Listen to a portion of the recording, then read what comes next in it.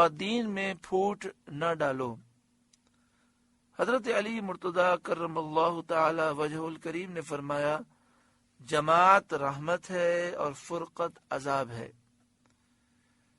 دیکھیں، آج دین میں تفرقہ کو سمجھنا چاہیں تو اس طرح سمجھیں کہ پہلے سب ایک ہی عقیدے پر تھے جن کو اہل سنت کہا جاتا ہے، پھر مختلف قسم کے لوگ پیدا ہوئے اور اپنی ٹولیاں بنا کر وہ الگ ہو گئے۔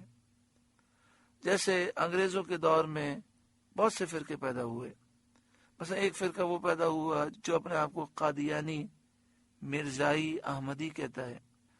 انہوں نے نبی اکرم صلی اللہ علیہ وآلہ وسلم کے آخری نبی ہونے کا انکار کیا اور وہ امت کی جماعت سے الگ ہو گئے۔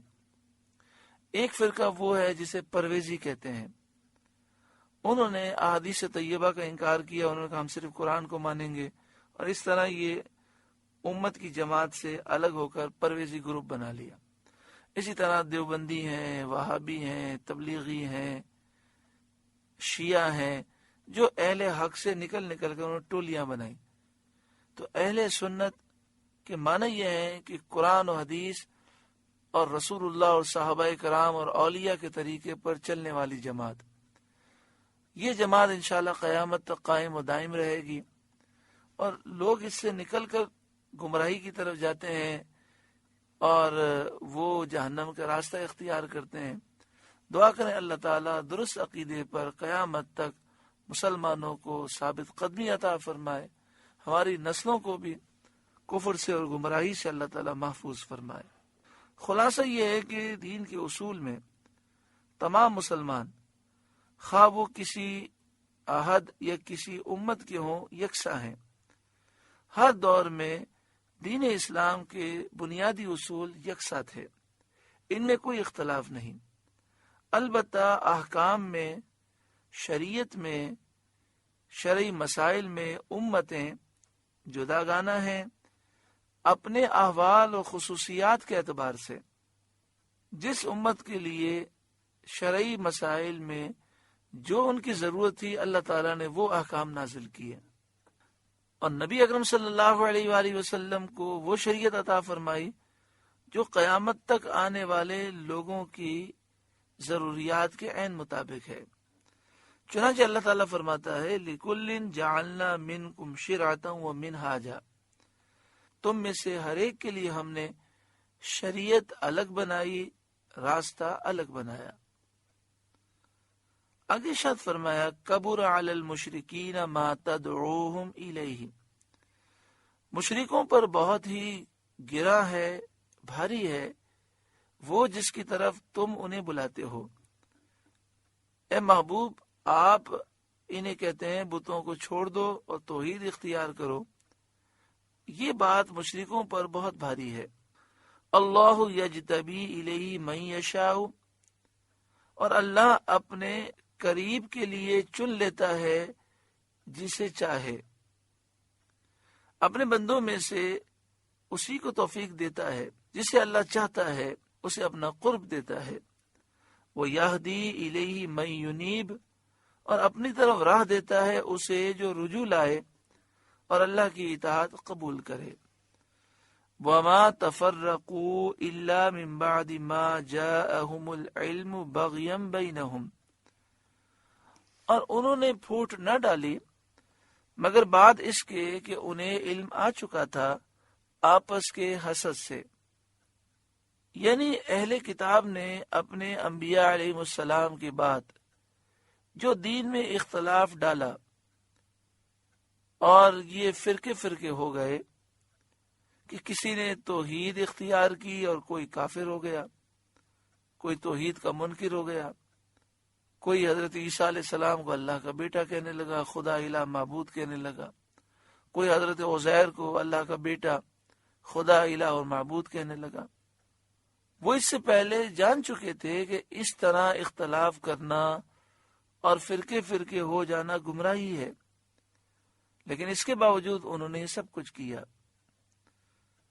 باغیم بینہم، آپس کے حسد سے، اور ریاست اور ناحق کی حکومت کے شوق میں، یعنی حکومت، ملک، ریاست حاصل کرنے کے شوق میں، ناجائز غلبہ حاصل کرنے کے شوق میں انہوں نے آپس کی حسد کی وجہ سے اختلاف کیا۔ وَلَوْلَا كَلِمَةٌ سَبَقَتْ مِنْ رَبِّكَ إِلَىٰ أَجَلٍ مُّسَمًّى لَقُضِيَ بَيْنَهُمْ، اور اگر تمہارے رب کی ایک بات گزر نہ چکی ہوتی ایک مقرر میعاد تک، تو کب کا ان میں فیصلہ کر دیا ہوتا۔ یعنی اللہ تبارک و تعالی نے یہ فرمایا ہے کہ عذاب اللہ تعالی مؤخر فرمائے گا، فیصلہ قیامت کے دن ہوگا۔ ایک مقررہ میعاد تک عذاب کو مؤخر فرمانے کی اگر یہ بات گزر نہ چکی ہوتی، یعنی اللہ تعالیٰ نے یہ فیصلہ نہ فرمایا ہوتا، تو کافروں پر دنیا میں ہی عذاب آ جاتا، یہی فیصلہ کر دیا جاتا۔ مگر دنیا دارالامتحان ہے، اس کا نتیجہ قیامت میں سنایا جائے گا۔ وَإِنَّ الَّذِينَ أُورِثُوا الْكِتَابَ مِن بَعْدِهِمْ لَفِي شَكٍّ مِّنْهُ مُرِيبٍ، اور بے شک وہ جو ان کے بعد کتاب کے وارث ہوئے وہ اس سے ایک دھوکہ ڈالنے والے شک میں ہیں۔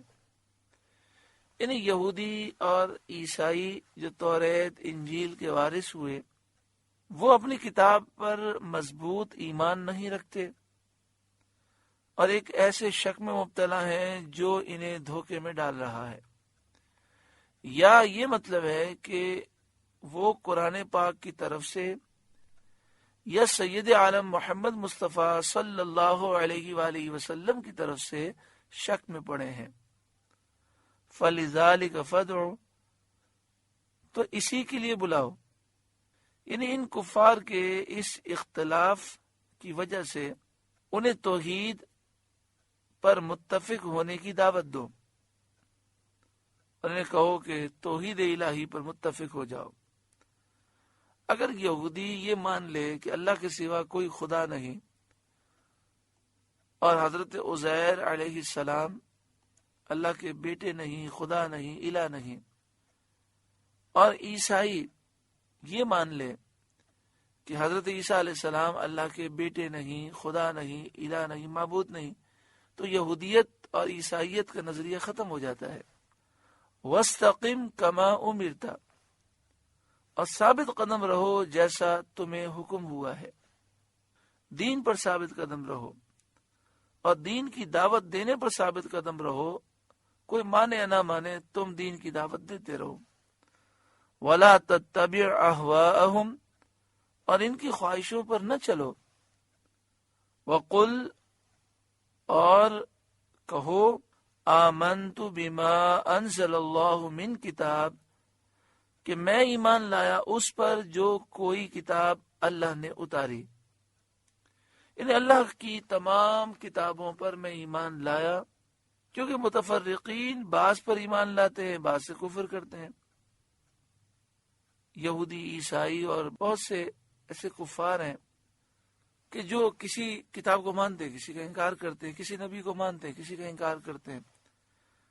تو یہاں پہ فرمایا یہ اعلان کر دو کہ میں ہر آسمانی کتاب اور ہر آسمانی صحیفے کو مانتا ہوں۔ وَأُمِرْتُ لِأَعْدِلَ بَيْنَكُمْ، اور مجھے حکم ہے کہ میں تم میں انصاف کروں، تمام چیزوں میں انصاف کروں، تمام حالات، جمی احوال میں انصاف کروں، اور ہر فیصلے میں انصاف کروں، مجھے حکم ہے۔ اللہ ربنا و ربکم، اللہ ہمارا اور تمہارا سب کا رب ہے، اور ہم سب اللہ کے بندے ہیں۔